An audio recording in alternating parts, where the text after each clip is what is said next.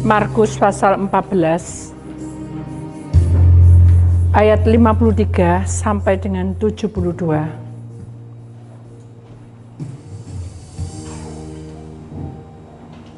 Yesus di hadapan mahkamah agama. Kemudian Yesus dibawa menghadap imam besar. Lalu semua imam, kepala tua-tua dan ahli Taurat berkumpul di situ. Dan Petrus mengikuti dia dari jauh sampai kedalaman halaman imam besar. Dan di sana ia duduk di antara pengawal-pengawal sampai berdiam dekat api. Imam-imam kepala malah seluruh mahkamah agama mencari kesaksian terhadap Yesus supaya ia dapat dihukum mati. Tetapi mereka tidak memperolehnya. Banyak juga orang yang mengucapkan kesaksian palsu terhadap dia. Tetapi kesaksian-kesaksian itu tidak sesuai yang satu dengan yang lainnya. Lalu beberapa orang naik saksi melawan dia dengan tuduhan palsu ini. Kami sudah mendengar orang ini berkata, "Aku akan merubuhkan bait suci buatan tangan manusia ini, dan dalam 3 hari akan kudirikan yang lain, yang bukan buatan tangan manusia." Dalam hal ini pun kesaksian mereka tidak sesuai yang satu dengan yang lainnya. Maka imam besar bangkit berdiri di tengah-tengah sidang dan bertanya kepada Yesus, katanya, "Tidakkah engkau memberi jawab atas tuduhan-tuduhan saksi-saksi ini terhadap engkau?" Tetapi ia tetap diam dan tidak menjawab apa-apa. Imam besar itu bertanya kepadanya sekali lagi, katanya, "Apakah engkau Mesias, anak dari yang terpuji?" Jawab Yesus, "Akulah dia, dan kamu akan melihat Anak Manusia duduk di sebelah kanan yang Maha Kuasa dan datang di tengah-tengah awan-awan di langit." Maka imam besar itu mengoyakkan pakaiannya dan berkata, "Untuk apa kita perlu saksi lagi? Kamu sudah mendengar hujatnya terhadap Allah. Bagaimana pendapat kamu?" Lalu dengan suara bulat mereka memutuskan bahwa dia harus dihukum mati. Lalu mulailah beberapa orang meludahi dia dan menutup mukanya dan meninjunya sambil berkata kepadanya, "Hei Nabi, cobalah terka." Malah para pengawal pun memukul dia. Petrus menyangkal Yesus. Pada waktu itu Petrus masih ada di bawah di halaman. Lalu datanglah seorang hamba perempuan, imam besar. Dan ketika perempuan itu melihat Petrus sedang berdiam, ia menatap mukanya dan berkata, "Engkau juga selalu bersama-sama dengan Yesus orang Nazaret itu." Tetapi ia menyangkalnya dan berkata, "Aku tidak tahu dan tidak mengerti apa yang engkau maksud." Lalu ia pergi ke serambi muka dan berkokoklah ayam. Ketika hamba perempuan itu melihat Petrus lagi, berkatalah ia pula kepada orang-orang yang ada di situ, "Orang ini adalah salah seorang dari mereka." Tetapi Petrus menyangkalnya pula. Tidak lama kemudian, orang-orang yang ada di situ berkata juga kepada Petrus, "Engkau ini pasti salah seorang dari mereka." Apalagi engkau seorang Galilea. Maka mulailah Petrus mengutuk dan bersumpah, aku tidak kenal orang yang kamu sebut-sebut ini. Dan pada saat itu berkokoklah ayam untuk kedua kalinya. Maka teringatlah Petrus bahwa Yesus telah berkata kepadanya, sebelum ayam berkokok 2 kali, engkau telah menyangkal aku 3 kali. Lalu menangislah ia terseduh-seduh. Bapa, ampunilah kami. Hari ini bicaralah Engkau. Sentuhlah tubuh roh jiwa kami hingga kami masuk dalam kebenaran-Mu. Kami tahu perkara ini tidak mudah, karena kami yakin bahwa Engkau sangat mencintai kami. Sekalipun kami menyangkal yang berujung dosa, ampuni. Sebentar kami mendengar sabda firman-Mu, bicaralah Engkau, tegurlah kami, dan urapilah lidah bibir hamba-Mu.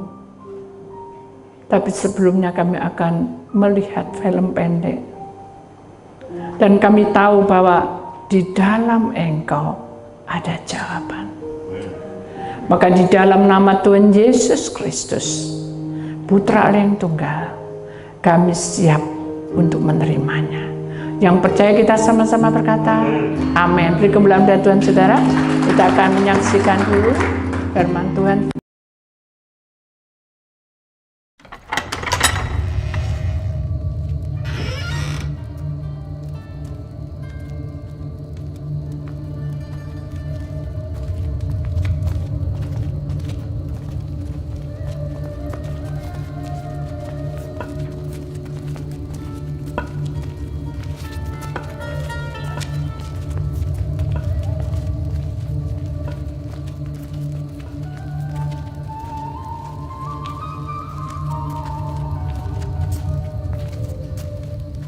Bring forward the witnesses. State for all that hear your accusation. This fellow said, I am able to destroy the temple of God and to build it in 3 days. I adjure thee by the living God that thou tell us whether thou be the Christ, the Son of God. Thou hast said. Nevertheless, if I tell you, ye will not believe. Nevertheless, I say unto you, hereafter shall ye see the Son of Man, sitting on the right hand of power and coming in the clouds of heaven. He hath spoken blasphemy. What further need have we of witnesses? None. What think ye? He is guilty of death.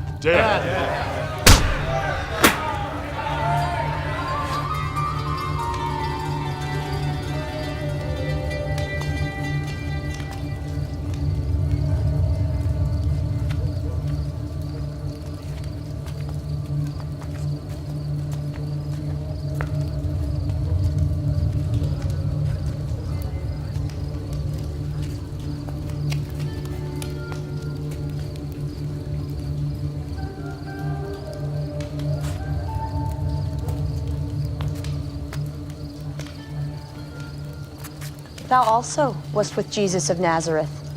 I know not what thou sayest. This fellow was with Jesus of Nazareth. I do not know the man.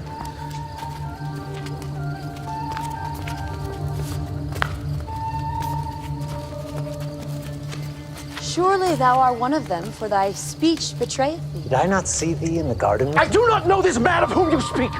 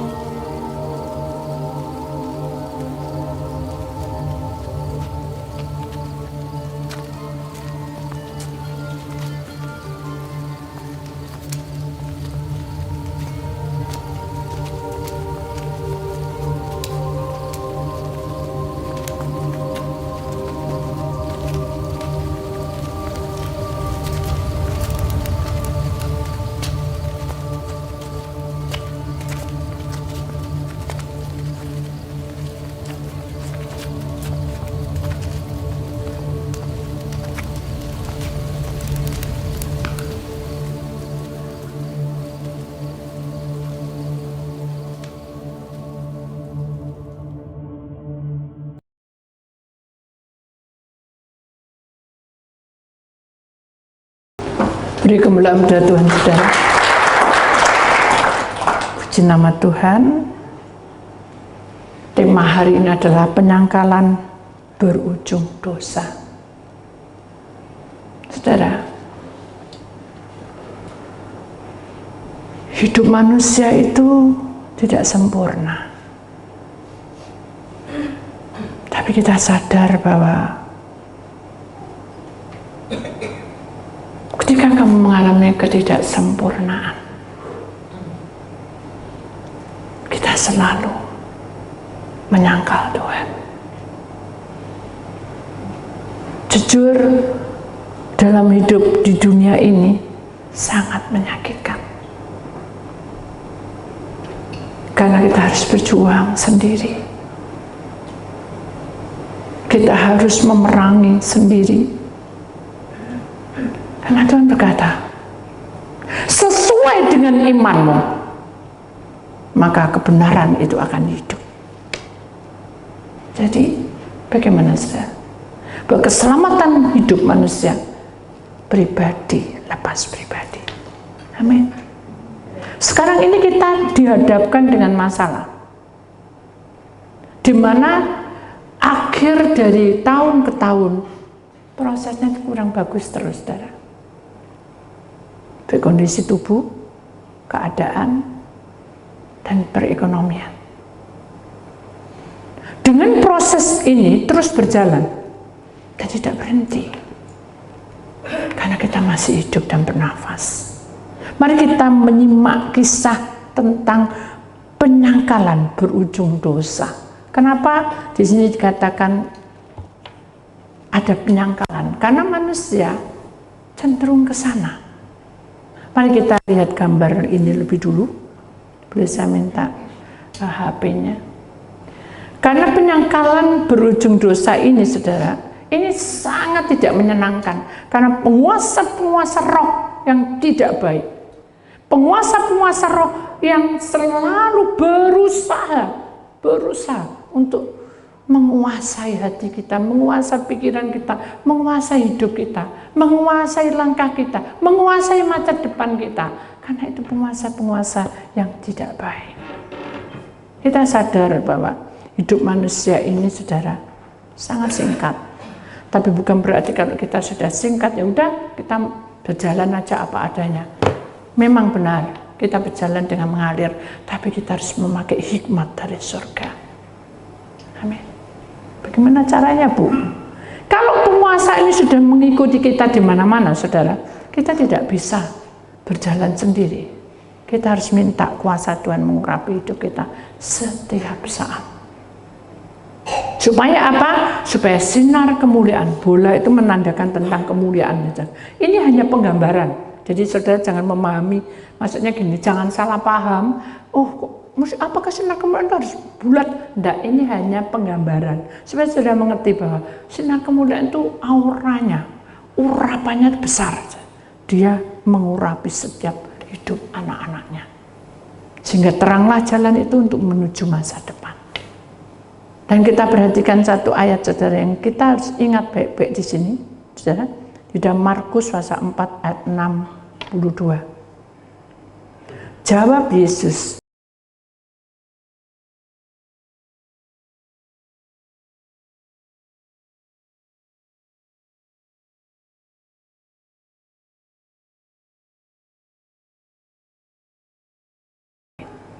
jadi ini bukan suatu perumpamaan, suatu berita yang kita harus mengerti bahwa kuasa Allah itu bertata, berkuasa atas kehidupan kita, berkuasa atas langkah kita, masa depan kita, pekerjaan kita, keuangan kita, proses keluarga kita, semua lingkup itu Allah berkuasa. Sehingga di sini dikatakan bahwa anak Allah akan bertata di awan-awan. Itu menandakan adalah di atas segala-galanya dan tidak terbatas. Jadi kita seharusnya kita tenang teduh. Kenapa? Karena di kepak sayapnya ada semua jawaban. Di dalam firman-Nya ada solusi yang dibuka. Tapi kita sudah menyangkal diri. Contoh ya saudara, saya tidak menyindir saudara atau wah aku kok gini, enggak. Kebanyakan hidup manusia itu penuh dengan kecurigaan, pemberontakan. Seandainya kita bukan anak Tuhan, mungkin kita bisa meluap-luap amarah kita, kebencian kita pada si A, si B. Tapi karena kita anak Tuhan, kita ini diselimuti ya, oleh kemuliaan Tuhan. Sehingga kemuliaan Tuhan itu melingkupi seluruh hidup kita. Supaya apa? Supaya dalam perjalanan kita ini tidak tersendat-sendat. Walaupun itu harus tersendat, harus keuangannya itu harus hilang, mungkin juga sakit penyakitnya menggerogoti hidup kita, sampai kita ini sudah kasarannya tubuhnya sudah tidak rupa karena kurus dan kering kerontang. Tapi cinta kita tidak boleh berubah sampai dipanggil oleh Tuhan. Itu namanya tidak penyangkalan. Jadi kalau penyangkalan itu selalu apa ya, bukan membenarkan diri, merasa bahwa aku ini butuh gitu loh. Kok kamu kayak gini? Itu kasarannya kayak gitu. Karena semua peristiwa, semua kejadian itu semuanya ujung-ujungnya saudara ada satu rencana Tuhan yang indah untuk kita. Ada satu pengertian saya. Ada seorang kakak adik ya saudara ya. Suatu ketika kakaknya ini memang biasa membantu adiknya. Suatu ketika kakaknya ini jatuh karena ditipu banyak orang. Dan dia sedih karena istrinya jatuh sakit, kena kanker. Ya, dia sudah tidak bisa berbuat apa-apa, tinggal di tempat tidur. Dan anaknya masih umur 2 tahun, 2 tahun setengah. Jadi dia ini kepikiran terus, hanya dia minta tolong dengan adiknya.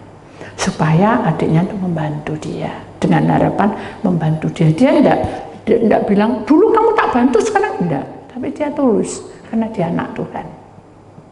Paham sudah? Kalau anak Tuhan itu tidak menuntut. Tapi kalau anak Tuhan itu dengan tulus, dia datang. Itu anak Tuhan. Jadi tanpa pamrih, tanpa pokoknya harus begini, dia tak doa, tidak bisa. Itu hak Tuhan. Amin. Jadi kita lewati aja. Nah, akhirnya ini kakak ini datang. Ya, saya begitu datang, ketemu dengan adiknya, dia curhat dengan menangis.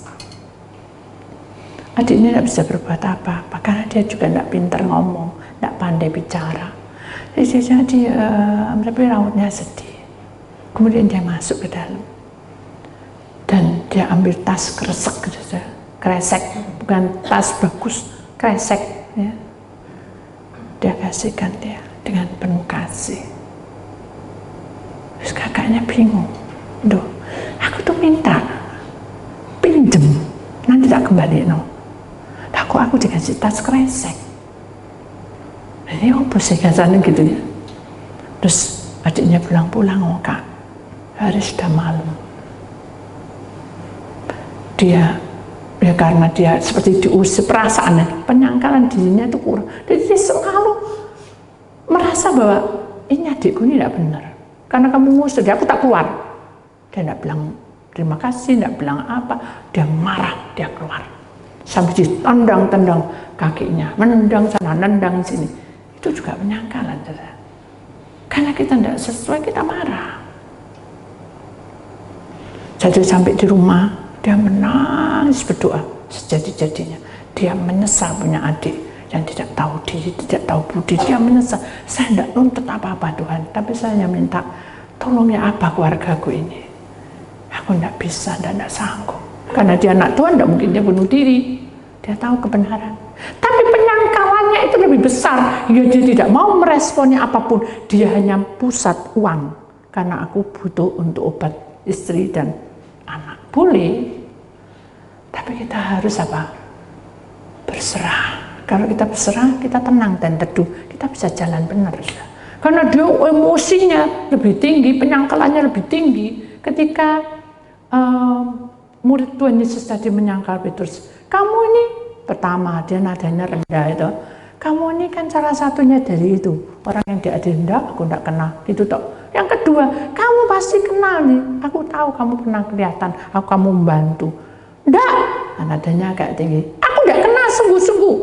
Nah, yang ketiga marah meluap, menyangkal, membenarkan dirinya. Tidak, dia bersumpah-sumpah, dia tidak kenal. Nah, saat itulah ayam berkokok. Barulah dia sadar. Nah, mari kita juga belajar untuk dengan kisah ini kita bisa tahu sudah bahwa kita itu tidak boleh ke sana. Itu tidak akan membuat kita tahu masa depan kita. Nah, kita kembali lagi ke kesaksian tadi. Jadi orang laki ini tadi, kakaknya tadi itu putus asa, tapi dia hanya berserah. Peluk anaknya, dia peluk istrinya, sudah kita terima apa adanya. Tapi dia menyangkal, dia marah, nyangkal, marahnya itu dengan penyangkal itu marah dia.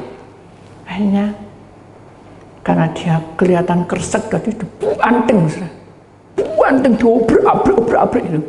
Begitu diobrak kan keluar semua toh, nggak tahu roti, nggak tahu apa, pokoknya keluar semua, nggak tahu selimut apa, keluar. Terus tiba-tiba di depan dia tuh ada satu amplop. Itu. Terus dia buka, dia lihat, dia ambil, dia raih, loh, kok apa nih? Gitu. Dibuka ada uang 100 juta. Dan di dalamnya ada suratnya. Dan dia bilang apa? Kak, maaf no aku. Mungkin kata-kataku ini tadi ngusir kamu. Tapi aku percaya, jadi dia tahu pasti kalau tak bilangnya ini sudah malam pasti kakak masih tersinggung. Nah, dia nulis semua karena dia tahu karakter kakaknya. Tapi aku minta maaf, mungkin aku adik yang tidak hormat sama kakak. Nggak boleh lama-lama di rumah. Ya. Tapi aku kasihan, nanti istrinya apa, ya. Nanti anaknya apa, itu yang dia pikir, saudara. Dan dia bilang, ini uang 100 ini adalah dia pada waktu kamu menikah dulu. Saya cerita, saya tak simpen sampai sekarang. Kalau aku mikir sekarang, nggak mungkin aku punya uang 100 segitu banyak. Karena aku itu mikir kakak nggak mau toh waktu itu, waktu menikah tak kasih, nggak usah ambilin buat kamu, aku nggak mau loh. Dia bilang itu nih saudara. Karena aku cinta kakak dan aku simpen itu. Suatu saat pasti diperlukan. Saya doain itu uang. Supaya kakak diberkati, diberi kesehatan seluruh keluarga. Dia nangis. Sama seperti Petrus. Saat penyangkalan itu tiba dan ayam berkokok, barulah menyesal, saudara. Oh benar, guruku bilang, guru, inilah aku suka di dadamu. Siapa sih berani ngelawan guru? Nih aku dulu, lawan Petrus dulu. Tapi Yesus itu tahu, saudara. Kamu loh akan menyangkal aku. Sampai ayam berkokok 3 kali, kamu loh sudah menyangkal 3 kali. Barulah dia sadar, benar, penggenapan itu terjadi. Apakah kita juga menunggu seperti itu, saudara? Semua jadi hancur, baru kita sadar. Tidak kan? Tuhan mengajarkan kita supaya kita tahu bahwa penyangkalan itu ujungnya dosa. Kita tahu bahwa kesadaran kita itu memang tidak sempurna, tapi kalau kita lebih berserah pada Tuhan, lebih mengenal pribadi Tuhan, Tuhan dibuka jalan. Jadi intinya, kerajaan surga akan tinggal di dalam hati kita selama kita mengenal Dia. Tapi satu perkara lagi, saudara, yang kita ingat di sini. Di sini orang Farisi berkata, kamu itu pernah berkata, kamu itu akan merubuhkan bait suci buatan tangan manusia ini, dan dalam 3 hari kamu akan mendirikan lagi. Apa itu maksudnya? Nah, saudara, mari kita belajar dengan perkataan Tuhan ini apa maksudnya. Bangunan bait Allah itu tinggal bangunan, saudara ya. Tempat ibadah, tempat pertemuan anak-anak Tuhan itu adalah bangunan. Tapi bangunan itu suatu saat akan roboh, ya toh. Nggak tahu itu kena apa, harus kita hancur, no, kita bangun lebih tinggi, atau mungkin juga karena ada sesuatu badai. Bangunan itu tidak kekal. Yang dibangun di atas dasar dunia ini tidak kekal. Tapi yang dibangun oleh Tuhan dalam tempo 3 hari, sesingkat-singkatnya itu kata orang Farisi, itu adalah kehidupanmu, tubuhmu, rohmu, jiwamu. Bangunan dengan bangunan, tapi yang penting ketika kamu di dalam bait suciku, yang penting adalah bangunan bait sucimu. Jangan sampai hancur tubuhmu, rohmu, jiwamu. Tapi orang Farisi nggak tahu. Dia pikir Yesus itu sombong. Masa ada disulap tak? Nah seperti Nikodemus tuh, kamu harus lahir baru. Nah masa aku mau masuk di dalam rahim seorang mama, seorang ibu? Kan nggak masuk akal lah. Kenapa? Karena manusia seringkali memikirkan dengan logika. Mari kita imani dan percaya bahwa tubuh roh jiwa kita itu adalah milik Tuhan. Kalau tubuh roh jiwa kita milik Tuhan, kita harus satu paket. Nggak bisa, nggak boleh tubuhnya ada di sini, rohnya kemana-mana. Tubuhnya di sini, rohnya di sini, jiwanya sakit. Nggak bisa. Kita harus satu paket. Tubuh itu sukacita, tubuh itu percaya bahwa Yesus sebagai juru selamat, menyelamatkan keluargaku, menyelamatkan pekerjaanku, gitu saja. Roh kita juga yakin walaupun roh itu penurut, tapi kalau tubuhnya terus mengalami penderitaan, dia akan keluar masuk, dia akan pergi. Nah perginya ini berbahaya, bisa pergi ke masa lalu, pergi ke rumah lama, pergi kemana-kemana. Nah kalau ada iblis di situ, dia diikat dan dia tidak bisa kembali. Apakah mati kalau rohnya tidak ada? Tidak mati, hidupnya hambar. Jadi tidak ngerti apa-apa, masa depannya tidak ngerti, pokok hidup, pagi kerja, pagi sekolah, gitu terus. Tidak ada apa-apanya, tidak ada perkembangan, karena rohnya tidak ada. Kalau jiwa apa? Jiwa adalah pikiran, perasaan, hatimu, itu harus bersatu. Kalau jiwa ini sakit, disakiti terus, maka pikiranmu akan menjadi kacau, hatimu menjadi luka. Lama-lama apa? Hidupmu apa? Perasaanmu jadi hancur, lama-lama menyangkal Tuhan. Nah ini yang berbahaya juga. Makanya kita sebagai anak Tuhan harus pandai-pandai membawa hidup kita dengan hikmat dari surga. Supaya kejadian ini kita tahu, bangunan bait Allah itu bisa berpindah-pindah, ya kan? Sebentar kita di sini di Zoom, nanti besok kita ada di sana Grand Surabaya, nanti kemana? Kan gitu, berpindah-pindah. Tapi yang kekal abadi adalah tubuhmu, rohmu, jiwamu, ada bait suci yang dibangun oleh Allah berdasarkan kemuliaannya, berdasarkan kerelaannya, mati di kayu salib untuk kita semua. Itu intinya. Jadi mari kita harus mengerti bahwa pengabdianmu jangan sia-sia cuma duduk diam dan minta tolong sama Bu Titik, ya apa solusinya, ya apa selesainya. Bukan, saya bukan dukun, saya juga bukan orang pintar, saya juga peramal juga. Saya sama dengan saudara. Tapi ketika kita minta pimpinan Tuhan, Tuhan buka solusinya, kronologinya, dibuka. Dengan kronologi ini solusinya harus dijawab. Ya apa kalau rohnya tidak ada? Ya harus kamu doa, pelepasan. Berapa kali? 3 kali. Cik Su ini 3 kali, sekali aja. Itu namanya apa? Loh, sementara tubuhmu ada, tubuh ada, roh ada, jiwa, ya harus 3 kali toh. Tubuhmu diselesaikan, dibereskan, rohmu dibereskan, jiwamu dibereskan, baru perang untuk anak, untuk siapa, kan gitu. Orang yang berperang harus memakai senjata dari Allah. Tapi Petrus tidak. Petrus memakai logika dia. Dia pikir kalau Yesus sudah ditangkap berarti tidak ada kekuatan. Salah. Justru Yesus itu roh. Dia berkuasa atas hidup kita. Dia tahu apa yang menjadi keperluan kita. Mari kita tidak boleh menyangkal, saudara ya. Kita akui bahwa kita itu tidak sempurna. Ketika kita masuk pelepasan, ayo ikut pelepasan. Jangan terus nanti di sini tidak ada. Berapa kali kamu pelepasan? Tak itu semua ya doa sudah dijawab.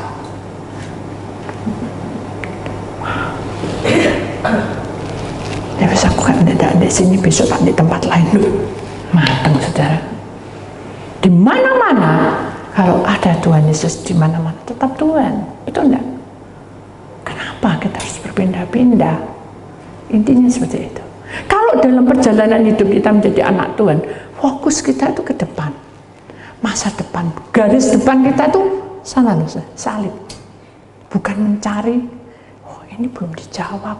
Loh, Bu Didi tidak bisa jawab, saudara. Saya cuma doa. Nyelesai loh, bukan. Saya hanya menyampaikan. Ya apa ini Tuhan? Ini ya apa? Dibuka kronologinya. Bagaimana kamu bisa menolong kalau dirimu sendiri itu susah untuk diatur? Kenapa? Merasa mampu, kayak Petrus. Karena aku sering di dada Tuhan, aku tahu Yesus ditangkap, ya sudah, titik sampai di sini. Itu logika dia. Makanya pada waktu dia bilang, itu kamu tuh anak itu pernah kamu sama itu orang tidak kenal gitu. Kalau dia teguh, dia bisa. Oh ya, gitu. Dia takut. Mari kita belajar untuk tahu bahwa sesuatu yang indah itu perlu pengorbanan. Jawaban yang pasti itu perlu kerelaan. Hidup bersama dengan Tuhan itu pasti nyaman, indah, teduh, bahagia, damai. Karena dunia tidak memiliki itu. Mari kita percaya bahwa Tuhan itu berkuasa atas hidup kita. Dan anak manusia itu akan benar-benar duduk di sebelah kanan Allah Bapa. Dia maha kuasa. Maha kuasa. Dia tahu semua tentang hidup kita. Mari kita belajar untuk mempelajari hidup kita. Kenapa? Karena Tuhan memberi kuasa atas hidup kita. Bukan karena kekuatan kita. Pada waktu Tuhan berkata seperti itu, saudara, dia berkata, akulah dia, dan kamu akan melihat anak manusia duduk di sebelah kanan yang maha kuasa dan datang di tengah-tengah awan di langit. Langsung apa sih? Orang pada siapa? Nyobek pakaiannya. Kenapa? Kenapa? Saudara sadar enggak? Karena zaman dulu kalau nyobek itu merendahkan hati. Itu bukan merendahkan hati. Dia merasa benar. Dia enggak tanya betul enggak sama Tuhan. Betul tanya Allah, bahwa dia anak Allah. Enggak, dia menghakimi sendiri. Tidak boleh. Kita tidak boleh menghakimi sendiri. Ada satu kisah sebelum saya tutup. Ada seorang anak yang masih berumur 8 tahun. Hidupnya itu penuh dengan gejolak, di mana proses orang tuanya juga kurang bagus, karena broken home, saudara. Jadi dia itu berteman dengan teman-teman, tapi temannya tidak karu-karuan. Ya. Suatu ketika tingkah laku dia itu seperti orang yang tidak baik. Ya. Jadi dia laki tapi menyerupai perempuan. Dia merasa puas karena dia menyangkal, karena dia merasa bahwa ini lebih baik, ini aneh. Dia melihat hal yang aneh, dia suka. Akhirnya satu ketika akhirnya dia remaja, dia berhasil, kaya, dia bisa operasi, dan dia operasi. Tapi saat operasi terjadi, apa yang terjadi? Tidak bisa loh. Laki bisa menjadi perempuan, bisa hamil, ya. Tidak bisa. Dari situlah dia mulai berpikir, kok rasanya tidak ada damai aku sekarang ini. Hidupku ini kok selalu takut. Ya apa nanti? Kalau aku nanti menikah, aku tidak hamil, tidak punya anak. Nah, pertentangan itu, perdebatan itu terus ada. Tapi kalau kita menyangkal, tidak ada pertobatan. Tapi orang ini tobat. Kenapa? Karena dia mikir, Tuhan, aku ini anakmu. Boleh tidak aku seperti ini? Terus dia bergumul.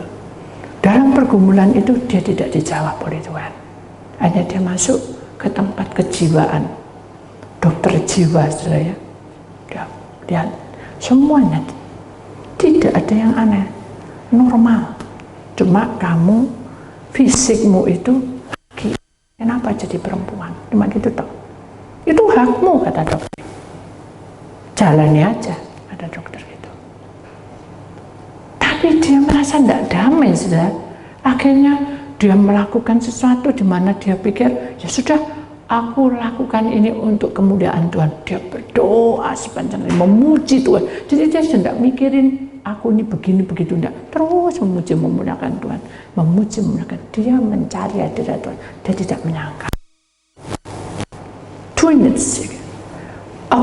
oleh hemat Allah itu bisa tersentuh ketika kita datang dan menjerit pada Tuhan. Akhirnya datang. Bukan, wah gitu enggak. Hatinya itu diliputi dengan kuasa Tuhan dan Tuhan menjawab, tidak benar kamu seperti ini. Nah akhirnya dia pulih balik lagi jadi laki-laki. Tapi tetap aja dia merasa berdosa. Penyangkalan itu terus, kamu dosa, kamu dosa, kamu dosa, kamu dosa. Hanya dia serahkan kembali kepada Tuhan. Hingga akhirnya dia hanya berkata, saya berterima kasih. Bapakku mengangkat aku anak.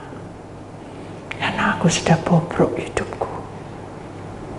Karena dia dengan pelarian minum-minum, pelarian hal-hal yang tidak baik saja. Sampai dia mau menabrakkan dirinya untuk bunuh diri. Tapi dia ingat tidak boleh. Jadi dia tahu firman, tapi dia susah. Karena penyangkalan itu ada terus mendoktrin dia. Nah itu saudara. Jadi marilah kita melangkah ini saudara. Jangan berjalan sendiri. Amin. Tanya oh Tuhan. Amin. Mungkin dari persoalan ini saudara sudah pusing tujuh keliling karena tidak tahu jawabannya. Tapi ketika sudah semua, hanya Tuhan yang tahu keadaanku. Tuhan tata saudara. Anak ini akhirnya menjadi anak pilihan Allah di mana dia melayani Tuhan. Tuhan baik. Tuhan baik.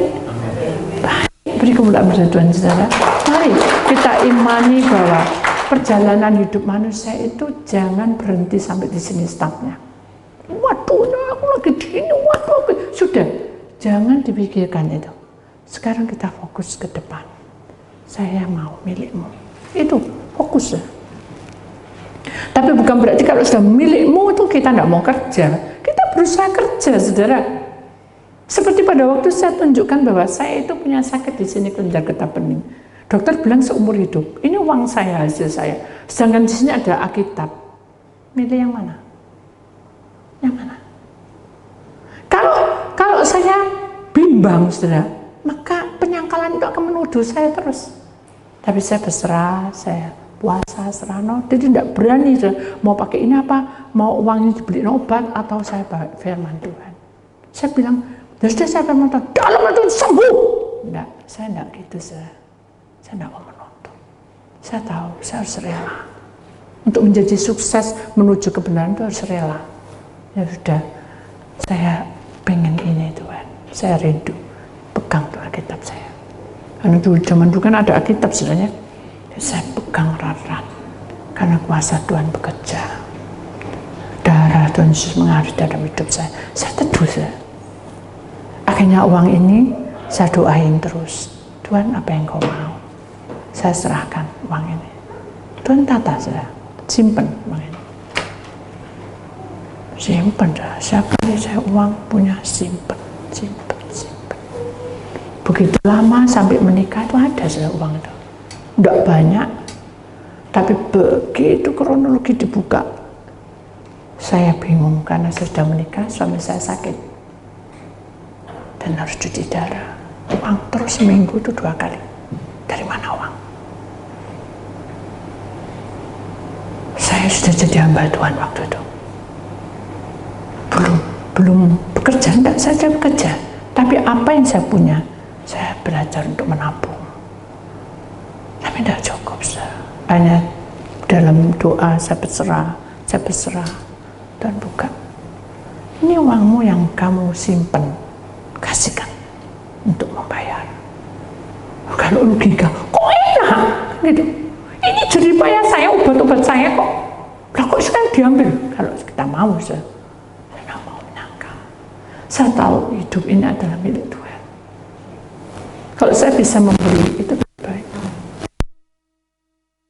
Ajaran Tuhan juga. Akhirnya saya kasih. Lama-lama kan habis, saudara. Tapi saya tidak menuntut, Tuhan ini habis apa Tuhan? angkat tangan. Karena saya tahu bahwa penyangkalan tidak boleh ada dalam hidup saya.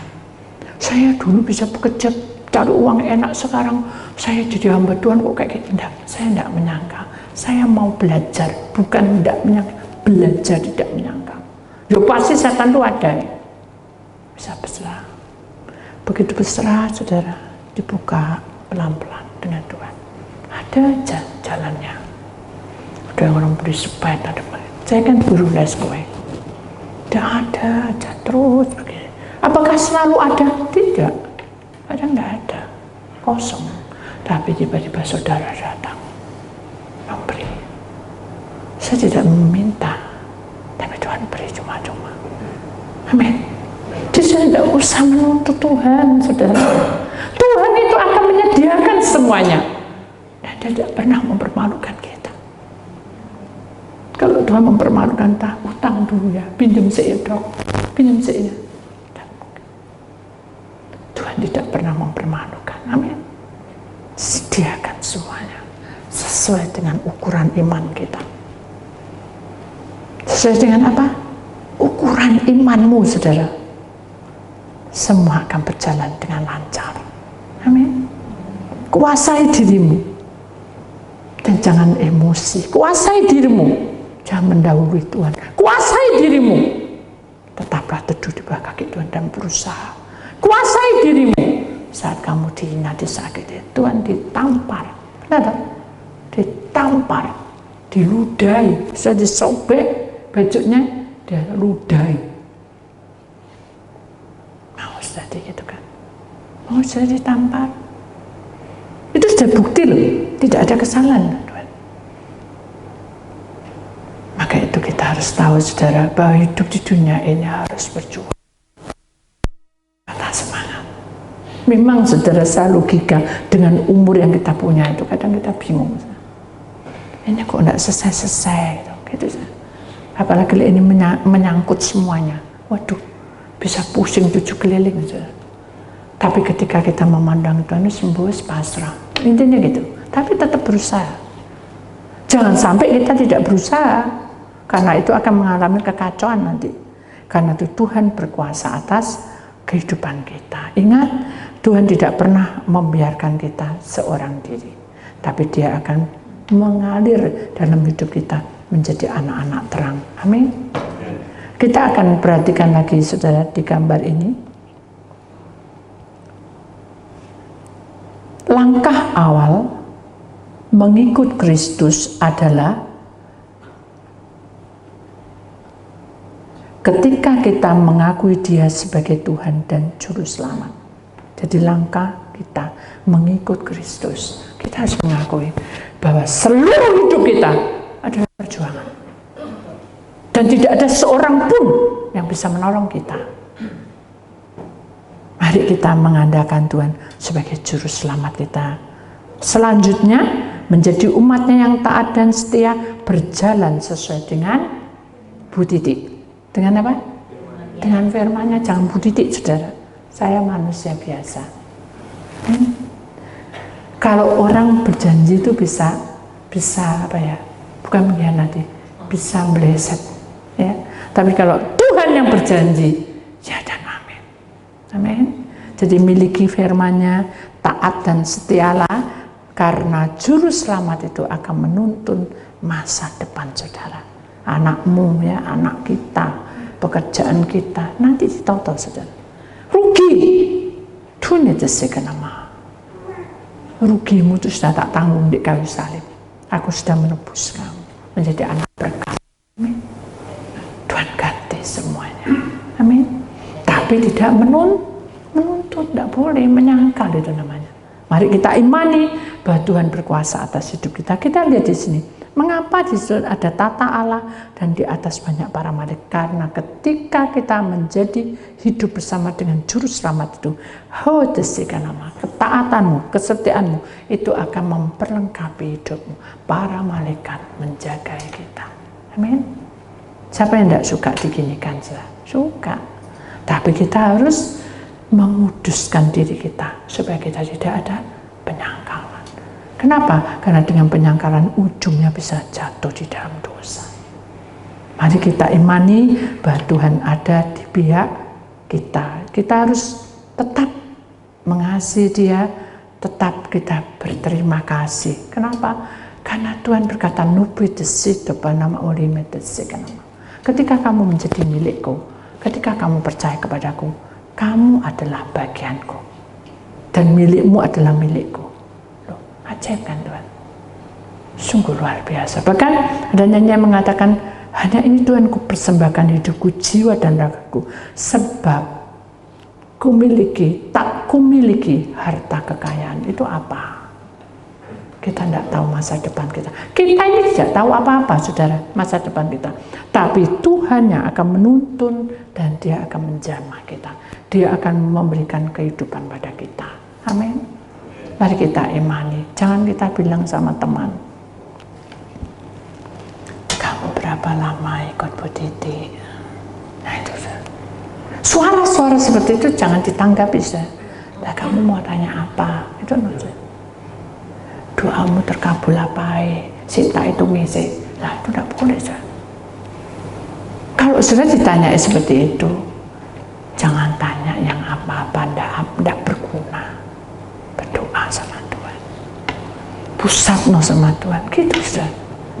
Jangan tambah dibumboni, digosipin gitu. Itu tidak membawa berkah. Itu namanya penyangkalan. Saudara tidak mengakui bahwa Tuhan datang di tengah-tengah kita. Tapi saudara bicara kayak gitu. Tuhan bilang apa? Aku tidak kenal kamu. Kenapa? Karena hidupmu tidak menggambarkan cinta pada aku. Kalau saudara cinta, saudara pasti apa? Bicara tuh tentang kasih Tuhan, tentang kebaikan Tuhan, kan gitu. Saya tidak perlu dimasukkan. Tapi kebaikan Tuhan itu memberi kekuatan pada kita. Amin. Caranya seperti itu, saudara. Jadi kalau saya dibilangin, namanya siapa sih? Oh, Melina. Tidak ada di Melina ya. Sudah lama. Wah, lama sekali. Oh iya, iya. Dari Bu Titik biasa sampai sekarang kayak gini. Lihat tuh, sudah lain. Loh, itu juga tidak membangun. Itu menyangkal. Kenapa? Karena saudara menghakimi. Tapi ketika sudah lama, Cik, sudah, Cik baru ya baru. Tidak apa-apa, mari kita memuji Tuhan. Loh, itu yang benar. Betul enggak? Saudara tidak menyangka bahwa saudara mengakui bahwa saudara ada anak Tuhan, kan gitu. Jangan malah gitu. Karena tidak benar, akhirnya pembicaraannya ujung-ujungnya dosa. Kamu tahu?